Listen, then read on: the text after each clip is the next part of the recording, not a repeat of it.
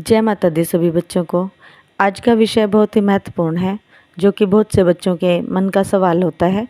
मेरे पास बहुत से बच्चों के प्रश्न आते हैं आज के विषय से संबंधित, और वो हैं कि क्या माँ काली की साधना मंत्र जप हम बिना गुरु के कर सकते हैं या नहीं। इससे पहले कि हम अपने विषय पर आगे बढ़ें, अगर चैनल पर नए हैं तो चैनल को सब्सक्राइब अवश्य करें, ताकि इसी प्रकार की महत्वपूर्ण जानकारी सबसे पहले आपको प्राप्त हो। जो बच्चे मुझसे बात करना चाहते हैं वो QR कोड स्कैन करके 501 रुपये की सेवा देकर दरबार के व्हाट्सएप नंबर 8800707049 पर स्क्रीनशॉट दें। उन बच्चों से 2 से 4 के बीच में बात कर ली जाएगी। आइए चर्चा करें अपने विषय से संबंधित। क्या बिना गुरु के माँ काली की साधना कर सकते हैं? नित्य पूजा हम माँ काली की कर रहे हैं तो भी क्या गुरु का होना जरूरी है? तो सबके लिए ही मैं बता दूं कि यदि हमें किसी कार्य क्षेत्र में, चाहे वो अध्यात्म हो, भौतिकता हो या कुछ और, यदि हम बेस्ट रिजल्ट चाहते हैं तो अपना सर्वश्रेष्ठ परिणाम पाने के लिए, किसी भी कार्य में कुशलता पाने के लिए हमारे जीवन में गुरु का होना अति आवश्यक है, जो सही तरीके से अपने शिष्यों को मार्ग दिखाए आगे बढ़ने का, जो मुश्किलों से अपने शिष्यों को लड़ना सिखाए, विधि बताए आगे बढ़ने की, विपरीत परिस्थितियों में शिष्यों को हाथ पकड़ के आगे बढ़ाए, अंधेरों से उजालों की ओर ले जाए। बात यहाँ पर यह नहीं है कि माँ काली बिना गुरु के पूजा पाठ करने से प्रसन्न नहीं होती या नाराज़ होती है ऐसा करने से। इसे ऐसे समझिए कि यदि हम ज़मीन को तैयार किए बिना, मतलब निराई गुड़ाई छटाई किए बिना ही फसल रोपने के लिए तैयार हैं, तो क्या फसल अच्छी होगी? क्या हमें उस फसल से लाभ प्राप्त होगा? इसी तरह हम माँ की पूजा यदि बिना किसी तैयारी के करते हैं, तैयारी से मेरा मतलब है कि मानसिक, शारीरिक, आध्यात्मिक तैयारी के बिना हम करते हैं, तो हमें पूजा का वो फल प्राप्त नहीं होता है जिसके कि हम अधिकारी होते हैं, जो कि हमें गुरु के सानिध्य के बाद प्राप्त होता है। क्योंकि माँ की ऊर्जा बहुत ही तीव्र है, प्रचंड है, और माँ की ऊर्जा को आत्मसात करने के लिए हम गुरु ही हमें शक्ति प्रदान करते हैं। बिना गुरु के यदि हम माँ की पूजा करते हैं तो माँ की ऊर्जा में कोई कमी नहीं होती है, बल्कि कमी होती है हमारे शरीर की ऊर्जा, जो कि माँ की ऊर्जा को सहन नहीं कर पाती है, बर्दाश्त नहीं कर पाती है, और यहीं से परेशानी आरंभ होती है। क्योंकि बिना गुरु के सानिध्य के हम माँ काली की पूजा करते हैं तो माँ अपना आशीर्वाद ऊर्जा स्वरूप में हमें देंगी ही देंगी, परंतु हमारे ऊर्जा रूपी शरीर, जो कि कुंडलनी होती है, वह चक्र डिसबैलेंस होने लगते हैं, और यह हमें कई प्रकार की परेशानियां देने का कारण बन जाता है। जो परेशानी मानसिक, शारीरिक, भौतिक कुछ भी हो सकती है, और यदि हमें किसी भी प्रकार की तरक्की, उन्नति चाहिए तो यह बैलेंस होना आवश्यक है।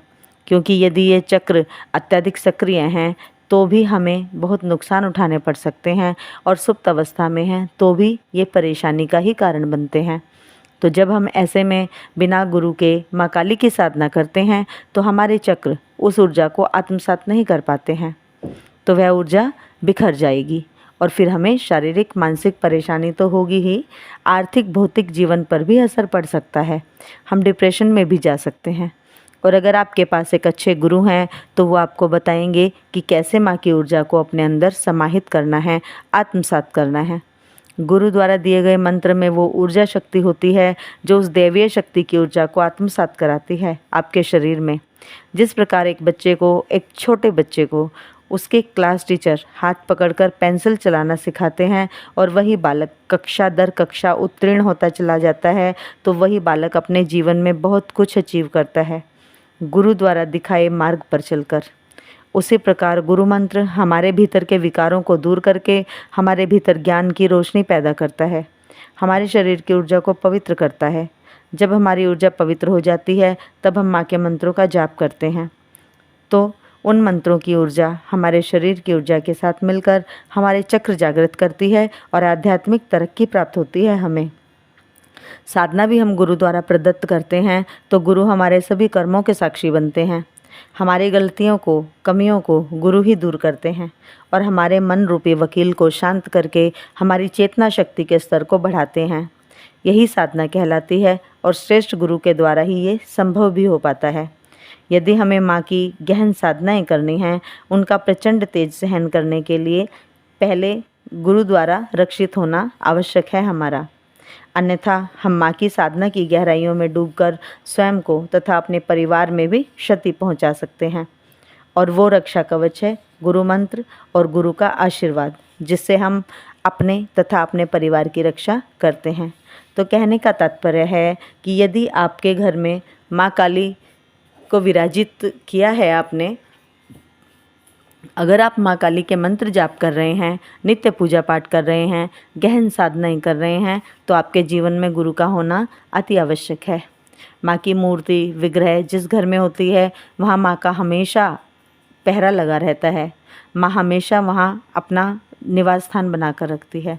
सभी संकटों से माँ बचाव करती है उस घर का। परंतु माँ की शक्तियों को साधने के लिए आपको गुरु रूपी रक्षा कवच व गुरु मंत्र अवश्य चाहिए, जिससे आप माँ की शक्तियों को साध सकें। तो ये थी आज की अनमोल जानकारी। कैसी लगी कमेंट्स में अवश्य बताएं। अगर अच्छी लगी है तो वीडियो को लाइक अवश्य करें। मिलते हैं अपनी अगली वीडियो में एक नई जानकारी के साथ। तब तक के लिए जय माता दी सभी को। जय शिव शक्ति, जय महाकाल, जय महाकाल।